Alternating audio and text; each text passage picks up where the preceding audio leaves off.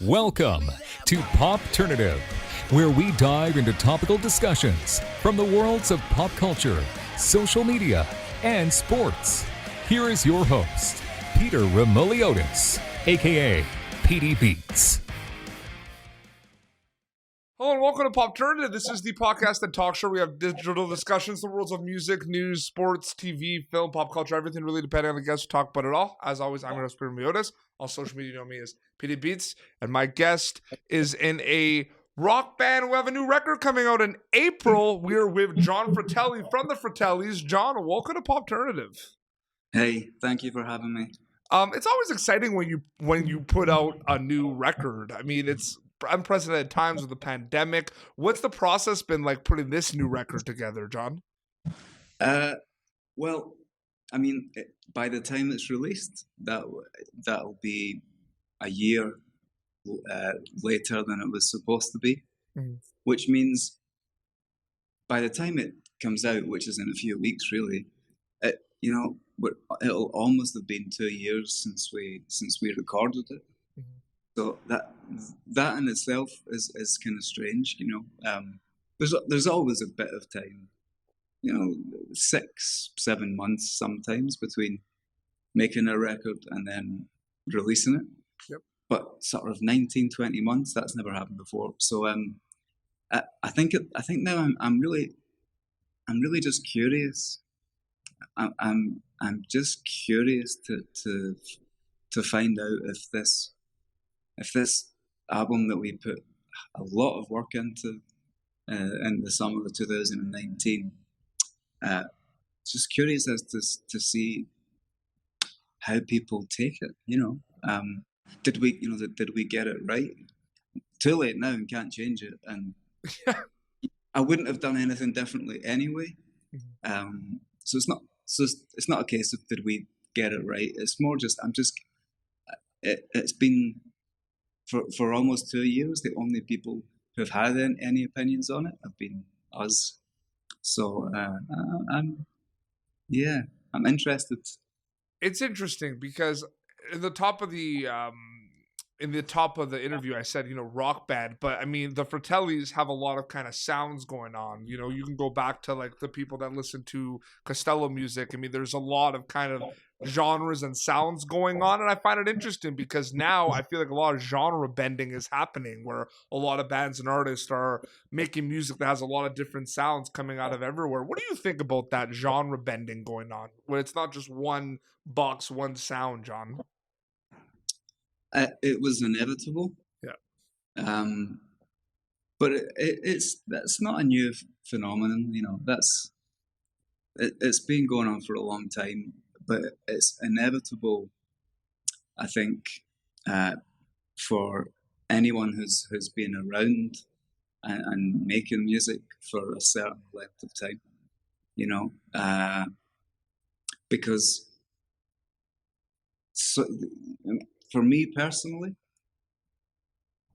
and out of everything that we do, out of everything that's connected to it, the part that I really live for is when you've written something new, and as soon as you've written it, you have this sort of glint in your eye because you kind of think, I think this is going to be good, and because of that, you're chasing that feeling all the time.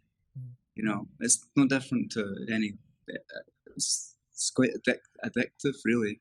Yeah. So if you're chasing that and you kind of want it most days of your life, then you cannot help but start to you don't care where it comes from, and you don't care if it's the kind of music that you should be doing or that other people think you should be doing.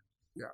It's all about getting that excitement, and so to me, it's inevitable that everybody eventually will start to go down that route, Absolutely. Well, Costello music is one of my favorite records of all time. There's a lot of songs on that record, but I mean, I'm gonna definitely ask you about one song because I'm also a big I'm from Canada. I'm a big hockey guy. I mean, Chelsea Dagger, became just kind of like a sports anthem.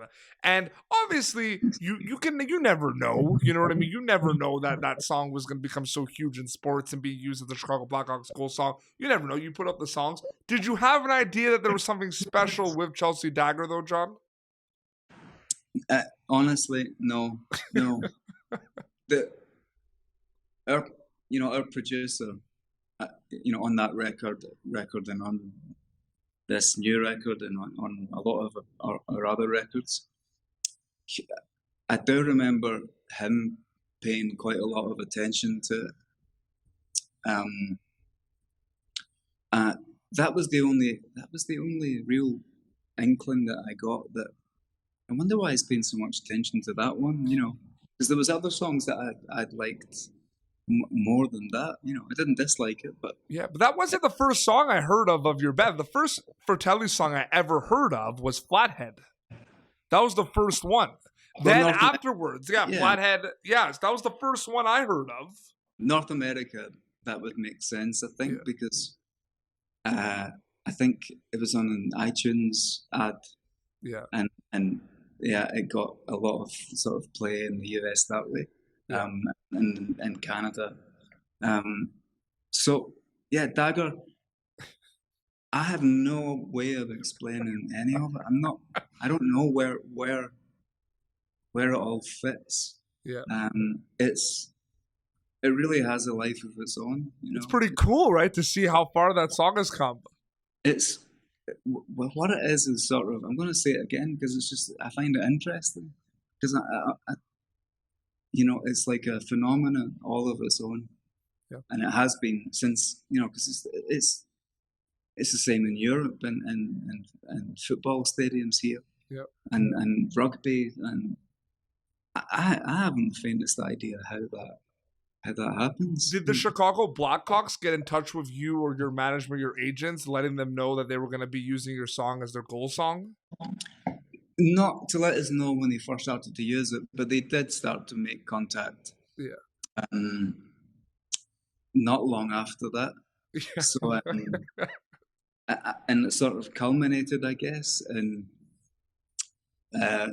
one of the shows we played in Chicago. We were invited down to do like the halftime shoot the puck thing, and but it was between end of sound check and then doing the show, and in that time I had about an hour and a half of press to do. Yeah. So Barry and Mince, the other two members, they got whisked off by a limousine to go on and do it, and Mince scored. Yeah. Which apparently is from the halfway line, right? Yeah. And like that seems to me like it's quite hard to do. Oh. Those goals look small, and he's never even touched a hockey stick before, or swung it at anything, and he scored. So they came home with smiles on their faces that night. It's interesting because I do want to ask about the new record, but getting back also to Costello music and other songs. For people that have listened to the Fratellis, a lot of your songs, whether it's not in the beginning of it, at one point they kind of hit very hard. They're very energetic. There's a lot going on. Henrietta, Creaming Up the Backstairs. A lot of those songs kind of hit hard. Was that the plan when you're writing music, especially with the vocals, that you want it to kind of hit hard and you want there to be kind of these bursts of energies during Fratelli songs? Do you know, when I wrote the songs for that record, we had the three of us had only just met, and we had played together in a rehearsal room just once or twice, and on those couple of occasions, I was trying to suss out, because I was the one that was going to be writing songs. I was trying to suss out really what kind of music is going to work for this band. What it wasn't going to be was the music that we had gotten together to play. Like there was this whole 7 or 8, maybe 9, 10 songs that were the reason why I was going to start a band in the first place. Really quickly, it was like, they're not going to work for this band. But I need to find something else that does. And I basically, in the space of 2 or 3 months, went away and wrote everything that ended up being on that record. But at that time, I just remember it as being a good time. I remember it as being, we'd only just met each other, but I had this idea instantly that I think this is going to go somewhere. I think this, like, I could, we hadn't, I had no reason to make that, to come to that conclusion, but I could feel it, and so there was a lot of excitement going on with me, and I think it shows in those songs. So it's completely accidental, you write songs, you're always going to be in a particular mood, even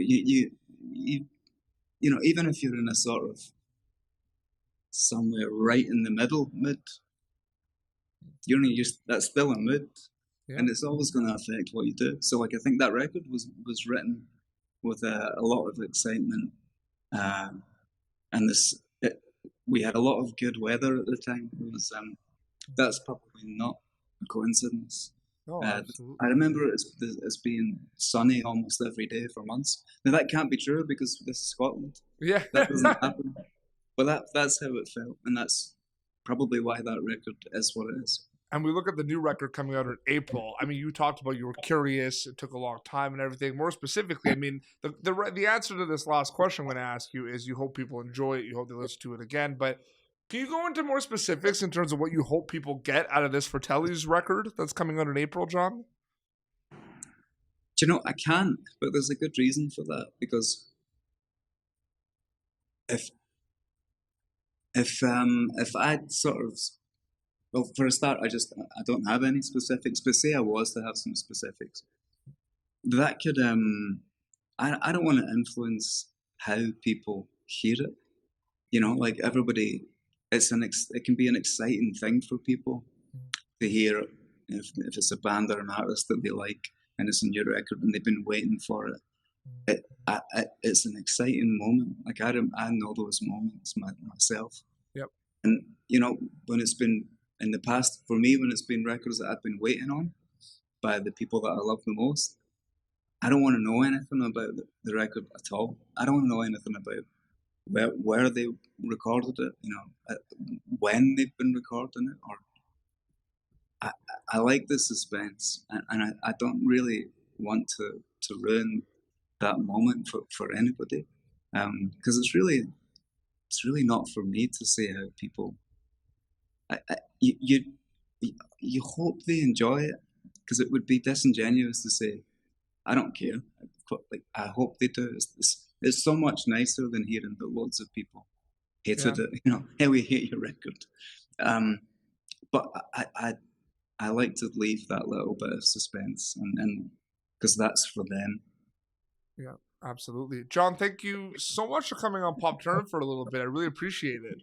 It's been a pleasure. Thank you. Yeah, the new record, April 2nd, is coming out. April 2nd, yeah. And people could just follow the band on social media, the Fratellis. I think if you go through the Fratellis.com, that'll take you on all of those places that are very unknown to me. Yeah, absolutely. Well, this has been Popternative, youtube.com/Popternative for previous episodes. Until next time, this is John Fratelli from the Fratellis and PD Beats signing off. Thank you for tuning in to Popternative. Make sure to check out our past episodes of Popternative on YouTube. Be sure to like Popternative on Facebook and follow us on Twitter. This has been an Autograph Communications production.